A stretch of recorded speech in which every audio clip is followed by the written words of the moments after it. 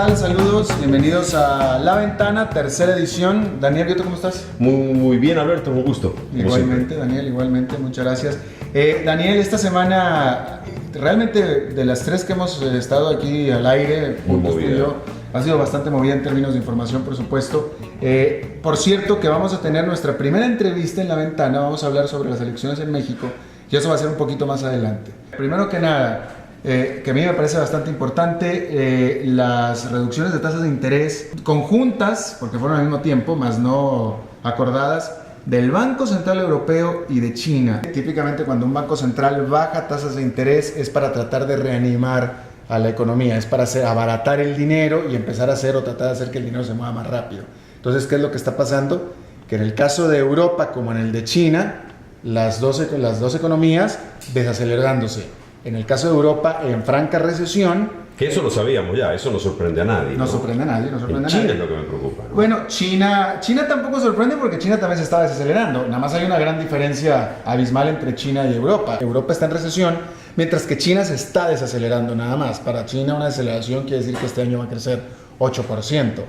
Europa va a crecer menos 0,03%. Casi una economía estancada. Exactamente. La problemática es la misma, la profundidad del problema no es la misma y las acciones o las recetas del Banco Central es la misma. Cuando decís la profundidad del problema no es el mismo, ¿por qué? ¿Porque el problema estructural es distinto? Sí, no, bueno, y aparte porque Europa ya está en recesión económica, en clara recesión económica. China no, China está creciendo de manera muy importante, solamente mucho menos de lo que venía creciendo antes.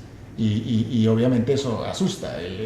A final de cuentas, el efecto sobre el bolsillo, el efecto sobre la psicología del ciudadano puede ser igual. Es decir, para un chino, el que su economía venga a crecer 12% y ahora crezca 8% es un golpe de 4 puntos porcentuales que se siente fuerte. Ahora, decías tú, bajar las tasas de interés para que el dinero pueda circular y la gente pueda acceder a un crédito de manera más fácil. Esa es la teoría, sí, pero estos son cosas que empiezan a funcionar o que empiezan a surtir efecto si es que en el mediano plazo, no son inmediatos. Incluso el presidente del Banco Central Europeo dijo a la hora de hacer este recorte de interés, porque ellos ya la dejaron como en Estados Unidos prácticamente en 0%. Él dijo, esto es lo que nos queda por hacer, lo vamos a hacer, es lo que el libro dice que debemos hacer, pero francamente yo dudo que vayamos a hacer gran diferencia, él mismo lo dijo. ¿Qué pasa si esto no funciona? ¿Cuál es el plan B que puede tener Europa que prácticamente está estancada, como dices tú? Los bancos centrales tienen su arma principal, que es la política monetaria, que es esto lo que están haciendo, ¿no? Manipular las tasas de interés. Cuando se les acaba esa arma, ese recurso, como se le acabó ya a la Reserva Federal de Estados Unidos, entonces otra de las armas es empezar a comprar activos. Empiezan los bancos centrales a comprar bonos, deuda de los países, como lo está haciendo la Reserva Federal. La Reserva Federal está comprando bonos de largo plazo para cambiarlos por de corto plazo, tratando de darle un shock a la economía, ¿no? Ahora, cuando se habla de un shock de la economía, ¿es apuntar a reactivar la industria de un país o reactivar el consumo? Buena pregunta. Normalmente es el consumo.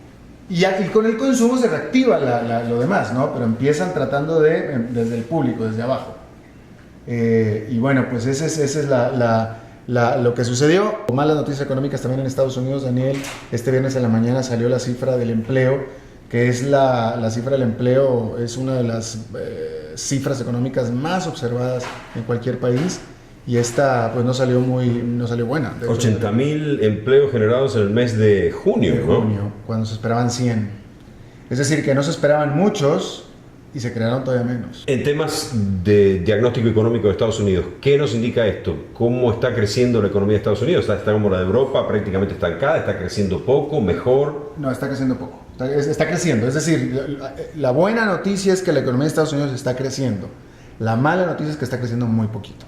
Y la otra buena noticia es que con todo, dentro de los países industrializados, Estados Unidos es el que más está creciendo, aparte de Canadá y Alemania. ¿Cómo ves tú la dinámica de la economía global?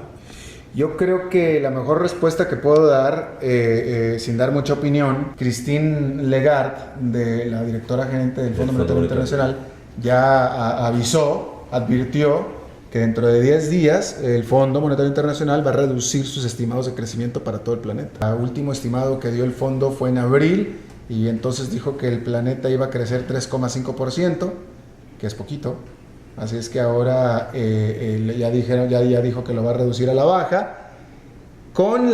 Y este es el comentario que yo voy a hacer, no lo dijo Christine Lagarde, pero así va a ser, cualquier cifra que vaya a haber de crecimiento, menor al 3,5%, porque eso es lo que va a pasar, va a ser generada sobre todo por los países emergentes. Bueno, hablando de una Cristina, vamos a hablar de otra Cristina, que es Cristina Kirchner. En Argentina, la decisión del gobierno argentino anunciado en estas últimas horas de restringir aún más la actividad del dólar o la capacidad del argentino de manejarse con dólares.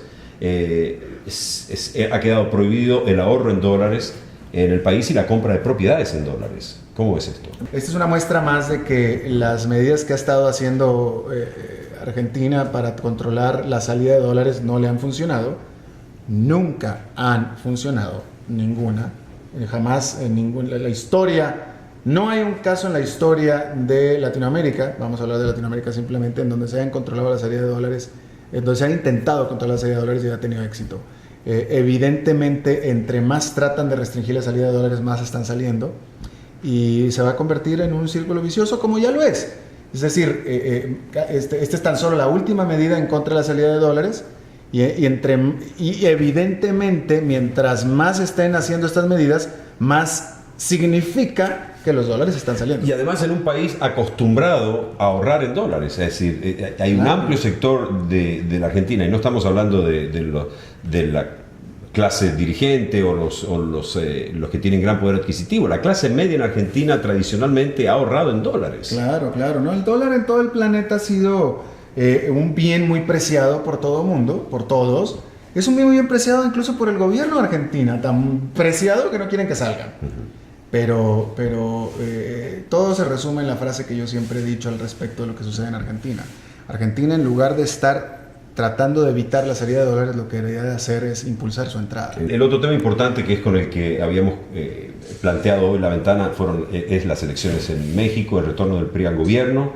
Quiero tu opinión como un periodista de lo que se vivió el domingo en México. Yo creo que fueron totalmente limpias las elecciones. Vuelve el PRI, vuelve lo que en su tiempo se le llamó la dicta blanda, ¿no? O la dictadura perfecta, incluso la llamaban, en su momento. Es notable cómo los mexicanos echaron de la presidencia al PRI hace 12 años y 12 años después lo reclaman de vuelta. Es interesante observar eso, ¿no? Obviamente no hay condiciones para que se vuelva a repetir otra dictadura. Y eso es lo que te iba a preguntar. ¿Se puede pensar que va a haber otros 70 años de PRI en el gobierno? ¿La alternancia ha fortalecido la democracia? Totalmente. En 12 años, obviamente los mexicanos están pidiendo que el PRI vuelva al poder, más no que el PRI se perpetúe en el poder. Te invito a que hagamos ahora una entrevista, Daniel, a Jorge Suárez, un buen amigo de economiafinanzas.net, un buen amigo ahora también de Todos Network. Y vamos a hablar de las elecciones en México, Daniel, de este periodo electoral que acaba de culminar el domingo con el triunfo de Enrique Peña Nieto, con la vuelta del PRI al poder en México. Jorge Suárez Vélez, desde Nueva York. Hola, Jorge, saludos. Hola, saludos a ambos, ¿cómo están? Jorge, yo creo que la primera pregunta va a ser, tomando en cuenta que el actual modelo económico de México lo estableció el PRI antes de dejar el poder hace 12 años, la pregunta ahora va a ser, ¿va a cambiar en algo el modelo económico, va a cambiar algo la economía? Mira, yo creo que de hecho es afortunado poder decir que no.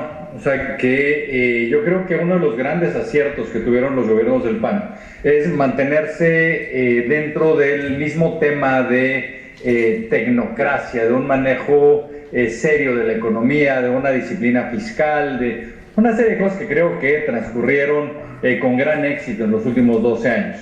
Y en ese sentido, entonces, yo creo que lo que veremos es una continuación de esto, pero donde algo que será muy afortunado, creo yo, es que se podrán destrabar reformas que eran muy importantes para generar crecimiento en México. Yo creo que con un PRI en el gobierno se puede lograr esto debido a el peso que también van a tener legislativo y debido a que yo esperaría que el PAN, que es una oposición creo bastante responsable, juegue con ellos sacando reformas adelante.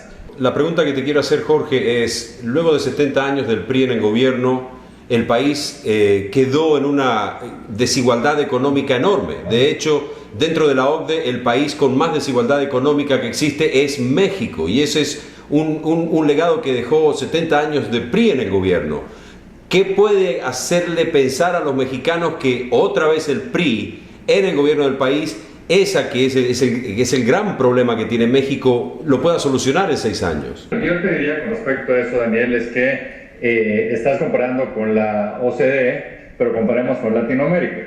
O sea, México no tiene más desigualdad que el resto de los países de Latinoamérica y, sorprendentemente, de hecho, uno de los países que más ha crecido en términos de mejorar, digamos, una distribución, ha sido países como, por ejemplo, Chile, que lo hizo a partir de una dictadura que permitió hacer cambios de fondo importantes. Entonces, en ese sentido, yo creo que hay que tener un poco de cuidado de no echarle, no culpar al PRI de cosas que, en mi opinión, tienen mucho más que ver con estructuras sociales y políticas que son puramente latinoamericanas. El PRI, dentro de esos 70 años que hablas, tuvo un periodo de extraordinario crecimiento en todos los años del desarrollo estabilizador, y yo creo que lo que hemos visto es básicamente una incapacidad en general en la región de generar igualdad, de poder educar a la gente. O sea, si tú ves, por ejemplo, lo que tenemos en común todos los países latinoamericanos es que todos educamos fatal, ahí incluido Chile. Entonces, en ese sentido, yo creo que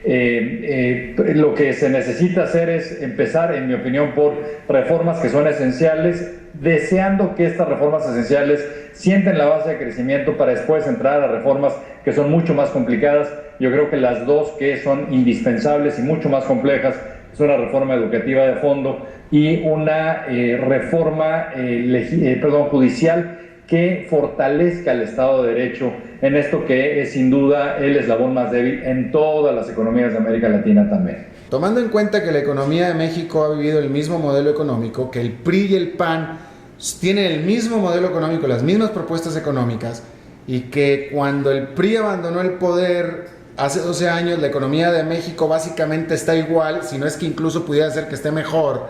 Entonces la pregunta es, ¿con qué votó ahora el mexicano para elegir al PRI? ¿Cuál fue su motivación? ¿Fue económica? No estoy del todo claro de cuánto pesó la parte económica dentro de todo esto. Yo creo que hay una serie de cosas que tienen que ver con una alternancia lógica. Yo creo que el PAN tuvo 12 años de oportunidad. Yo creo que el PAN tuvo algunos méritos que me parece relevante destacar, particularmente lo que decía antes, un partido en el poder que llevó con responsabilidad la parte económica, no logró destrabar la parte política en el Congreso para hacer reformas indispensables.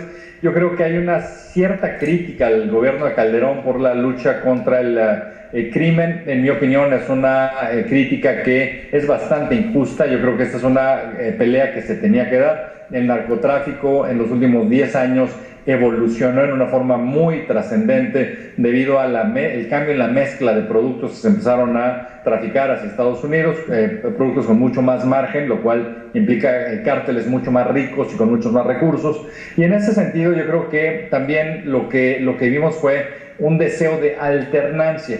Yo creo que, ¿por qué alternancia hacia el PRI y no hacia el PRD? A pesar de que ahí seguro me van a llover en Twitter toda suerte de insultos por decirlo, porque Andrés Manuel López Obrador es un candidato impresentable.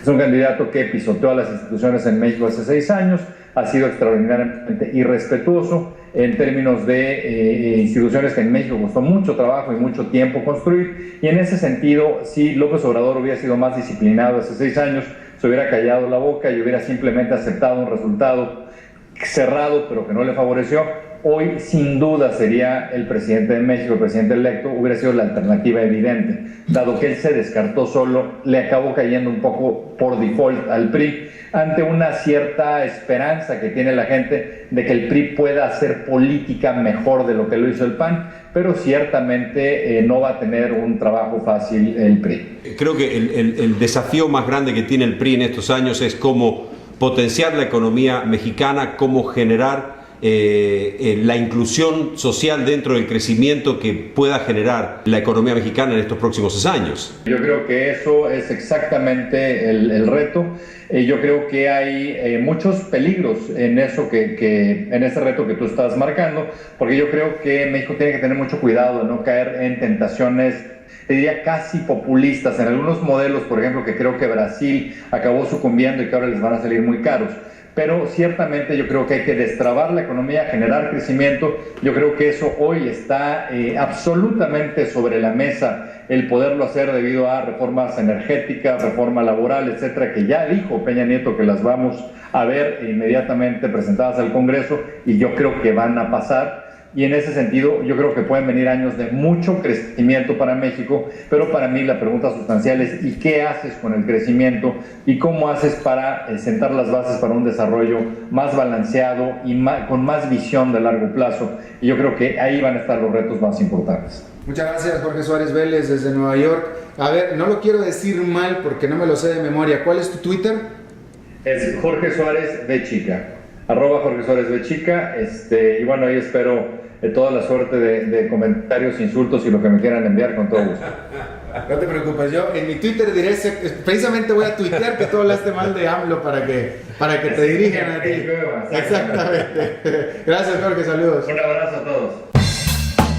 Hay reacciones en Twitter a las elecciones en México que nos han enviado, y la gente coincide con Jorge al hablar de educación. Por ejemplo, dice Mayra Trejo Báez: educación, educación y más educación. Bárbara Anderson, una gran conocida. Saludos, Bárbara. Saludos para Bárbara desde aquí, desde Atlanta. Bárbara. Seguridad y educación habla ella. Y la seguridad es algo muy importante con la situación que se está viviendo en el país. De hecho, qué interesante que lo mencione Bárbara, porque no nada más es en México. Latinobarómetro, en su Latinobarómetro de este año, reflejó que la principal preocupación del latinoamericano es la seguridad.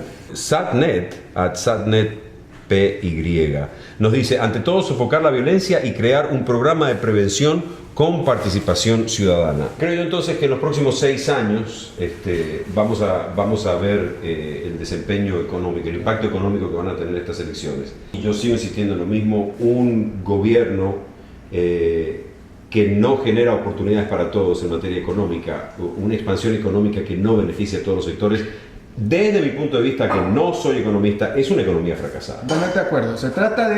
No se trata de que todos ricos, porque eso es imposible, ni tampoco de todos pobres, porque eso no es deseable. Se trata de tener una igualdad de oportunidades. Igualdad de oportunidades. ¿No es cierto? Sí, así es. O sea que estamos de acuerdo hoy. Sí, o sea que nada más nada sigue que siendo hablar. malo el Nos vamos entonces a disfrutar el fin de semana. Chao, hasta luego. Hasta luego.